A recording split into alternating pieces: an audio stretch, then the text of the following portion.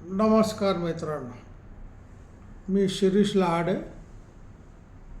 माझ्या मागच्या बातमी या सदरामध्ये आपलं स्वागत आहे. 6 आणि 7 नोव्हेंबरला इंदिरा गांधी आंतरराष्ट्रीय विमानतळ नवी दिल्ली इथं मोठा प्रॉब्लेम तयार झाला होता. थोडक्यामध्ये भारतावर सायबर हल्ला करण्यात आलेला होता. विमानतळावर जे यंत्रणा असतात, विमानांना मार्गदर्शन करताना, उतरताना किंवा टेकअप करताना, टेक ऑन करताना, तर त्या यंत्रणामध्येच हॅक करण्यात आल्या, त्या ऑफलाईन झाल्या. त्याच्यामुळं इंदिरा गांधी इंटरनॅशनल विमानतळ हे जगातलं अगदी मोठ्या विमानतळापैकी एक आहे. म्हणजे जवळजवळ तिथे दररोज साधारणतः 1200 विमानांची ये-जा असते. तर त्यावेळेस म्हणजे साधारणतः जो त्रास झाला त्याच्यामध्ये 800 विमानांना फटका बसला. विमानतळावरचे जे प्रवासी होते त्यांना मोठ्या प्रमाणामध्ये उशीर झाला, त्रास झाला. पण हे का घडलं याच्यात कळलं की जी विमानतळावरची यंत्रणा असते, GPS किंवा विमानातले, ती हॅक करण्यात आली होती. ॲटोमेटेड सिस्टीम जी विमानाचे डिटेल्स पाहते, म्हणजे कोणतं विमान विमानतळाच्या हद्दीत आलेलं आहे, कोणाला उतरायचं, त्यांचा वैमानिकाचा मेसेज येतो की अमुक अमुक विमान नंबर आलेला आहे, आम्हाला उतरायची परवानगी द्या. तर या सगळ्या गोष्टीला ती जी यंत्रणा आहे ॲटोमॅटेड सिस्टीम, तर ती ऑफलाईन झाली, म्हणजे ती बंद पडली. एअरपोर्ट ऑथॉरिटी ऑफ इंडिया आणि एअर ट्रॅफिक कंट्रोल यांनी हा टेक्निकल इश्यू होता असं जाहीर केलं. कारण प्रवाशांमध्ये घाबराट पसरू नये, प्रवाशांनी घाबरून जाऊ नये, आपले प्रोग्राम रद्द करू नये, याच्यासाठी सरकारला हे प्रयत्न करणं गरजेचं होतं. आता प्रश्न तुम्हाला समजून सांगायचं म्हणजे तुमचं लक्षात येईल की विमानामध्ये जी GPS यंत्रणा असते ती वैमानिकाला आपण कुठल्या रूटवर चाललेलो आहोत, आपल्याला परवानगी कुठल्या रूटवर आहे, किंवा आता उतरायचं असेल तर धावपट्टी कुठं आहे, आपल्याला विमानतळावरून मेसेज कुठला आला, किती मिनिटांनी उतरायला परवानगी दिलेली आहे, कुठल्या धावपट्टीवर उतरायला परवानगी दिलेली आहे, हे सगळे GPSद्वारे वैमानिकाला समजतं. ती यंत्रणाच हॅक करण्यात आली. आता ती यंत्रणा हॅक केली म्हणजे काय झालं की वैमानिकाला चुकीचा रनवे दिसायला लागला, चुकीच्या ठिकाणी विमान उतरायला त्यांना सांगण्यात यायला लागला. आता वैमानिकाने विमानतळाशी संपर्क साधला, त्यामुळे नेहमीचं दिसत नाही आहे, तो GPS यंत्रणा चुकीची दाखवते. तर GPS यंत्रणा चुकीची दाखवते म्हटल्यानंतर ॲटोमेटेड मेसेज स्विचिंग मशीन म्हणून जे असते की जे विमानाच्या दिशा रूट्स ठरवते, ती काम करेना. म्हणजे विमानतळावर ॲक्च्युली जे कंट्रोल रूम असते तिथं घोळ झाला.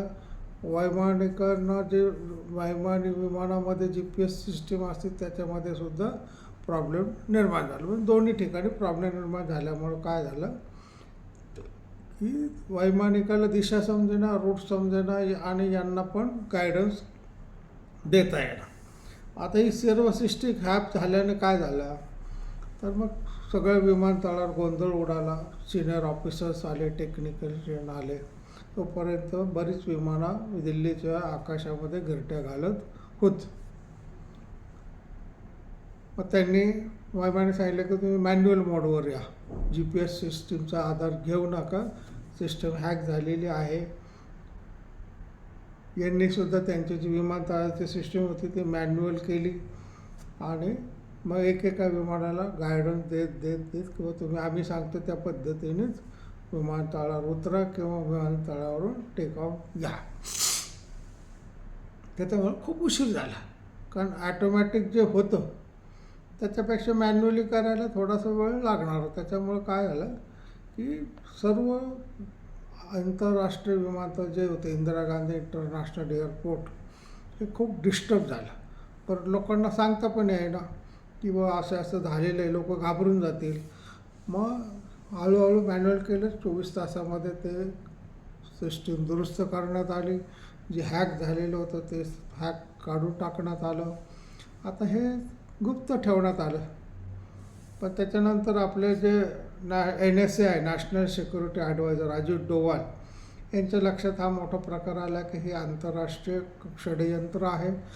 विमानांना अपघात व्हावा, विमानाने चुकीच्या दिशेने उतरून विमानातल्या प्रवाशांच्या जीवाला धोका यावा, भारताची बदनामी व्हावी, हे सगळे प्रयत्न झालेले आहेत. पण तिथल्या कर्मचाऱ्यांनी, अधिकाऱ्यांनी अतिशय धैर्याने, थोडासा उशीर झाला तरी प्रत्येक विमानाला व्यवस्थितरित्या उतरवलं. जाणाऱ्या विमानातली जवळजवळ 200 विमानं रद्द करण्यात आली. पण बाकीच्या विमानांना व्यवस्थितरित्या टेक ऑफ करण्यामध्ये ते यशस्वी झालं. साधारणपणे 800 विमानांना उशीर झाला, 200 विमानं रद्द करण्यात आलं, प्रवाशांचे हाल झाले. आता हे कोणी केलं असेल तर ही काय पाकिस्तानची अवकात नाही, त्यांच्याकडे काही एवढी लायकी पण नाही किंवा तंत्रज्ञान पण नाही. म्हणजे हे उच्च तंत्रज्ञान असणाऱ्या देशाचं काम आहे. भारतामधूनच हे झालेलं आहे, काही परदेशातून करणं हे शक्य नाही. म्हणजे भारतामध्ये जे लोक अमेरिका म्हणा किंवा चीन म्हणा यांचे हस्तक बसलेले आहेत त्यांनी हा उद्योग केलेला आहे. कदाचित ते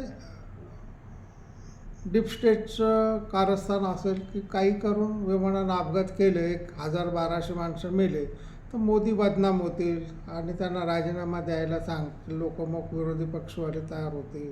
जगभर भारताची बदनामी झाली तर भारतामध्ये लोक जे प्रवासी येतात ते घाबरतील, असं एकंदर प्रयत्न त्यांचा असावा असं वाटतं. भारतामध्ये अपघात घडून आणला तर मोठ्या प्रमाणामध्ये नुकसान भरपाई पण विमान कंपन्यांना द्यावी लागते. भारताची जगभर बदनामी होते, लोक भारतामध्ये प्रवास करायला घाबरू शकतात. म्हणजे भारताचं जे प्रवासी येणं आहे, परदेशी चलन मिळण्याचं मोठं साधन, तो प्रकार आपोआपच बंद होतो.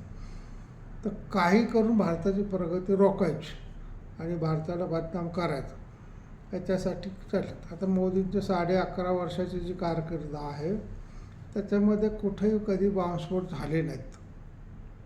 पण तुम्ही पाहिलं की ती काल परवा दिल्लीला लाल किल्ल्याजवळ बॉम्बस्फोट घडवून आणण्यात आला. हा विमानाचा एक मध्ये अहमदाबाद विमान न्यूयॉर्कला चाललेलं, त्याचा अपघात झाला, जवळजवळ 200-250 लोक मेले, 150 लोक मेले. त्याचा ठपका नाही म्हटलं तरी सरकारवर पडला.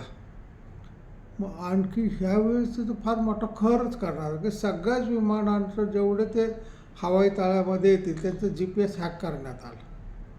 त्यांना दिशा समजायला, चुकीचं रनवे दिसायला लागलं, चुकीच्या दिशा दिसायला लागल्या आणि त्याच्यामुळं फार मोठी हानी होता टळलेली आहे. आता नॅशनल सिक्युरिटी ॲडवायझर जे अजित डोवाल हे स्वतः लक्ष घालून त्या गोष्टीचा तपास करतात आहे की हे कोणी घडून आणलं, कुठल्या भागातून घडून आणलं, त्यांचे हॅक करणारे लोक कुठं बसले होते, कुठल्या टॉवरवरून त्यांनी हे हॅक केलं, हे सगळं शोधून काढलं जाईल आणि मग सरकार ते जाहीर करेल. पण केवढी मोठी दुर्घटना टळली याची खबरवात आपल्या सामान्य माणसाला नसते की कोणत्याही विमानाला आपण कुठं उतरायचं हेच दिसेना. बाबा ते काय गाडीमध्ये सारखं डोकं बाहेर काढून पाहू शकत नाही रनवे कुठं आहे, नाही का. तर त्यांना मॅन्युअली शेवटी विमानतळाच्या अधिकाऱ्यांनी जेव्हा गायडन्स दिलं तेव्हा ते त्यांना उतरलं. नाही तर नॉर्मली काय तर विमानातलं त्यांना त्यांच्या समोर जे दूरदर्शनसारखं असतं त्याच्यामध्ये ते त्यांना रनवे वगैरे दिसतो, त्याच्यावर मेसेज येतात, इथं उतरा, 2 मिनिटांनी उतरा, एवढ्या उंचीवर खाली विमान घ्या, आता घ्या. तर सगळं गायडन्स मॅन्युअली करावं लागलं. त्याच्यामध्ये खूप वेळ गेला. जे ॲटोमॅटेड सिस्टीम मशीन असते ते प्रत्येक विमानाला आपोआप कॉन्टॅक्ट करते संपर्क करते, त्यांना गायडन्स देते आणि मग विमानं येतात किंवा जातात. पण यावेळेस मात्र 6 नोव्हेंबरच्या संध्याकाळपासून 7 नोव्हेंबरच्या संध्याकाळपर्यंत हा मोठा प्रॉब्लेम झाला आणि भारताच्या वैमानिक काळ इतिहासामध्ये हा मोठा अपघात होता टळलेला आहे. म्हणजे भारताला किती सावध राहावं लागतं आहे शत्रुराष्ट्रांपासून. काही शत्रुराष्ट्र उघड आहेत, काही शत्रुराष्ट्र गोड बोलतात, पण पाठीमागं खंजीर खुपसतात. उदाहरणार्थ अमेरिका. मग हे उच्च तंत्रज्ञान अमेरिकेचं असू शकतं किंवा चीनचं असू शकतं किंवा त्यांच्या ज्या आकाशामध्ये फिरणारे जे उपग्रह आहेत त्यांच्यामार्फत हे केलेलं असू शकतं. त्याच्यामुळे मोठी तपास यंत्रणा मार्गी लागलेली आहे आणि लवकरच त्याचा शोध लागेल कोणी केलं आणि मग भारत त्यांच्यावर योग्य ती कारवाई करेल. तर आज आपण इथं थांबूया. माझ्या यूट्यूब चॅनलला सबस्क्राईब करा, लाईक करा, शेअर करा. रामकृष्ण.